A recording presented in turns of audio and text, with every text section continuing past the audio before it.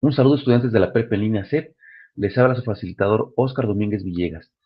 Pues miren, en esta ocasión quiero comentarles algunos detalles acerca de la actividad integradora de esta semana 3, denominada Cálculos relacionados con el movimiento circular. En realidad es una actividad sencilla o relativamente sencilla porque nos hace un planteamiento básico a partir del cual tenemos que resolver un ejercicio. Antes de resolverlo, quisiera comentar algunos antecedentes acerca del movimiento circular. En este caso, cuando hablamos de movimiento circular, tenemos que referirnos a dos velocidades. Uno de ellos, la velocidad lineal o tangencial, que representa la cantidad de metros recorridos en un segundo, y su unidad de medida son los metros sobre segundo.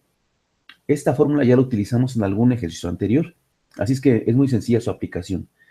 Por otra parte, la velocidad angular, que representa la cantidad de grados recorridos en un segundo, y su unidad se expresa en radianes sobre segundo.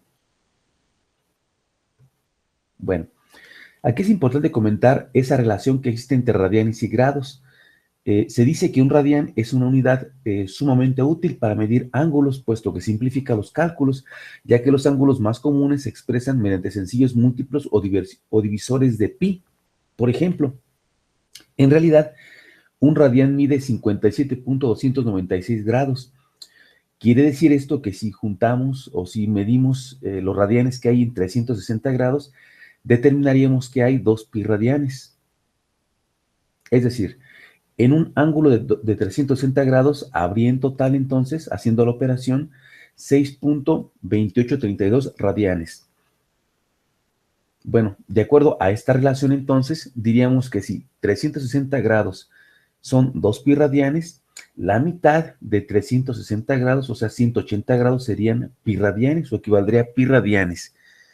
Si, por ejemplo, quisiéramos obtener la cantidad de radianes en 90 grados, habría que dividir entonces esta cantidad entre 2 y diríamos que 90 grados equivale a pi radianes entre 2, 45 grados equivale a pi radianes entre 4 y así podríamos establecer múltiplos de pi para obtener cuántos radianes caben en cierto número de grados. Entonces, esa podríamos comentar que es como que la relación entre los radianes y los grados. Esto va a ser bien importante para la resolución de ejercicios como los que haremos más adelante, o como el que haremos más adelante. Bueno, hay dos conceptos más que vamos a utilizar de manera frecuente cuando resolvamos problemas o ejercicios del movimiento circular. Uno es la frecuencia. La frecuencia representa la cantidad de giros, vueltas o ciclos que realiza un móvil en un segundo, y su unidad de medida son los ciclos sobre segundo, o las revoluciones por minuto, o las vueltas por minuto, o las vueltas por segundo, etc. Esa es la frecuencia. Por su parte, el periodo representa la cantidad de segundos que se utilizan para completar un ciclo. Y como se dan cuenta ustedes, es lo inverso de la frecuencia. Miren, por ejemplo, la frecuencia son giros sobre segundo o ciclos sobre segundo, y el periodo son segundos por cada ciclo. Son conceptos inversos. Y por esa razón la fórmula es como se presenta a continuación. La frecuencia es la inversa del periodo y el periodo es la inversa de la frecuencia. Bien, hablamos en un principio de velocidad lineal y velocidad angular. Entonces hay que establecer una relación a través de una fórmula, una relación existente entre esa velocidad angular y lineal. Y de hecho se establece a través de la siguiente fórmula. La velocidad angular, representada con la letra W, es igual a la velocidad lineal sobre el radio, en este caso el radio de la rueda o el objeto circular del que estemos hablando. Bien, también es importante entonces despejar la velocidad lineal para saber cuál sería la forma en la cual podemos relacionar o obtener una velocidad lineal si contáramos con una velocidad angular. Sería esta la fórmula. Velocidad lineal o tangencial es igual a la velocidad angular por el radio. Y existen otras fórmulas. Estas fórmulas pues no explicaremos de dónde proceden porque esta información ya viene en los recursos de la semana 3. Así es que espero que ya los hayan leído o los estén leyendo y encuentren que esas fórmulas pues ya aparecen ahí en los recursos. Por ejemplo, hay dos formas de calcular la velocidad angular haciendo uso del periodo de la frecuencia. La primera es la velocidad angular es igual a 2 pi radianes sobre el periodo. Y también la velocidad angular es igual a 2 pi radianes por la frecuencia. Aquí es bien evidente pues, la cuestión de que comentamos hace un rato, donde el periodo es inverso de la frecuencia. Bueno, aquí es bien importante nada más tomar en cuenta que la velocidad angular se mide en radianes sobre segundo, la velocidad se mide en metros sobre segundo y el radio se mide necesariamente en metros. Vamos a encontrar en un problema que nos dan un radio expresado en centímetros. Sin embargo, como estamos utilizando el sistema internacional, o debemos de utilizar el sistema internacional, debemos expresar el radio en metros. Bien, vamos con el ejercicio. Dice así: una llanta de un auto tiene un radio R de 20 centímetros y gira a razón de 85 vueltas sobre minuto. Nos piden calcular entonces, inciso A, la frecuencia a la que gira la rueda, inciso B, el periodo, inciso C, la velocidad angular, e inciso D, la velocidad tangencial o también llamado velocidad lineal. Vamos con cada uno de ellos. Miren, en la parte derecha coloqué las fórmulas de las que hicimos mención en las diapositivas anteriores, con la intención de que podamos tenerlas presentes de manera permanente y utilizar aquella que sea necesaria en cierto momento. Bueno, dice el inciso A, la frecuencia a la que gira la rueda. Si nos damos cuenta nosotros, ya nos dan una frecuencia que es de 85 vueltas sobre minuto. Entonces, ¿por qué me están pidiendo la frecuencia? Bueno, resulta que la frecuencia, como ustedes ya lo recuerdan, se expresa en ciclos sobre segundo, vueltas sobre segundo, etcétera. Así es que debo convertir, lo único que debo hacer en el inciso A es convertir las 85 vueltas sobre minuto a vueltas sobre segundo o ciclos sobre segundo. Una vuelta es un ciclo, así es que ahí no habría ningún tipo de equivalencia entre vueltas y ciclos porque es lo mismo.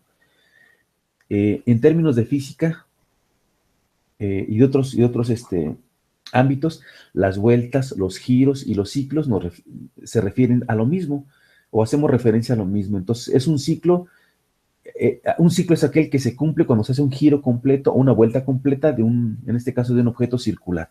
Así es que, como les comentaba, aquí solamente hay que hacer una conversión de vuelta sobre minuto a vuelta sobre segundo. Bien, yo lo que podría recomendar es hacer una cuadrícula muy similar a esta. Ya les comentaba yo en un video anterior cómo hacer a través de una regla de 3 una conversión. Sin embargo, este método de la cuadrícula pues se me hace más interesante porque nos permite convertir unidades de diferentes tipos. Vamos a verlo más adelante. Por lo pronto nos pide convertir vueltas sobre minuto a ciclos sobre segundo o vueltas sobre segundo.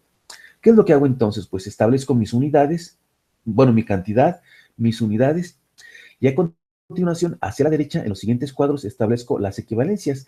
En este caso, lo que deseo convertir es minutos a segundos. Así es que en el siguiente cuadro, yo establezco la equivalencia entre los minutos y los segundos. Y bueno, aquí se aprecia que un minuto equivale a 60 segundos. Sin embargo, debo colocarlos de una manera muy específica. Por ejemplo, no puedo colocar arriba segundos y abajo minutos. El que los coloque yo de esta manera, arriba minutos, perdón, y abajo segundos, me permite a mí poder eliminar sin ningún problema los minutos, como lo están viendo en su pantalla. De esta manera, multiplico 85 por los valores que aparezcan arriba o en la parte de arriba de la tablita, y al final lo que me resulte lo divido entre lo que se encuentre abajo, que en este caso son 60. Entonces la multiplicación es 85 por 1, y lo que me resulte lo divido entre 60. Y al final, las unidades serían solamente vueltas sobre segundo, porque ya eliminé minutos. Así que en este caso, al final, me da 1.4166 vueltas o ciclos sobre segundo, que es lo que me está pidiendo el ejercicio, la frecuencia en las unidades del sistema internacional. Entonces, el inciso A queda resuelto. Inciso B, periodo. Aquí en este caso, pues no hay que complicarnos mucho porque en realidad ya obtuvimos la frecuencia.